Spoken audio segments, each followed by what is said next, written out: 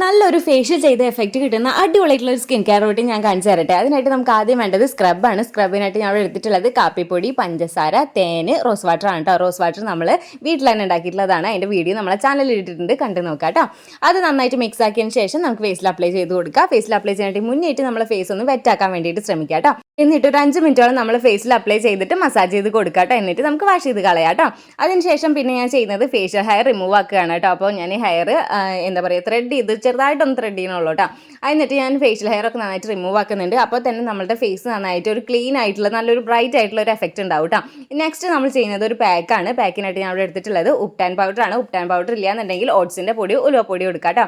അതിലേക്ക് ഞാൻ ആഡ് ചെയ്ത് കൊടുക്കുന്നത് തൈരും അതേപോലെ തന്നെ തേനും കൂടിയിട്ടാണ് കേട്ടോ. എന്നിട്ട് നല്ല രീതിക്ക് തന്നെ മിക്സ് ചെയ്ത് കൊടുക്കുക. എന്നിട്ട് നമ്മൾ ഫേസിൽ ഫുള്ളായിട്ട് അപ്ലൈ ചെയ്ത് കൊടുക്കുക. ഫസ്റ്റ് യൂസ് ചെയ്ത് തന്നെ അടിപൊളി റിസൾട്ട് ആണ് കേട്ടോ. നമ്മുടെ പിഗ്മെന്റേഷനും സൺടാനും ഒക്കെ നന്നായിട്ട് റിമൂവ് ആവാൻ വേണ്ടി ഹെൽപ്പ് ചെയ്യുന്നുണ്ട്. അപ്പോൾ ഇതിൻ്റെ ഡീറ്റെയിൽ വീഡിയോ നമ്മുടെ ചാനലിൽ ഇട്ടിട്ടുണ്ട്. ഒന്ന് കണ്ടു നോക്കാം കേട്ടോ.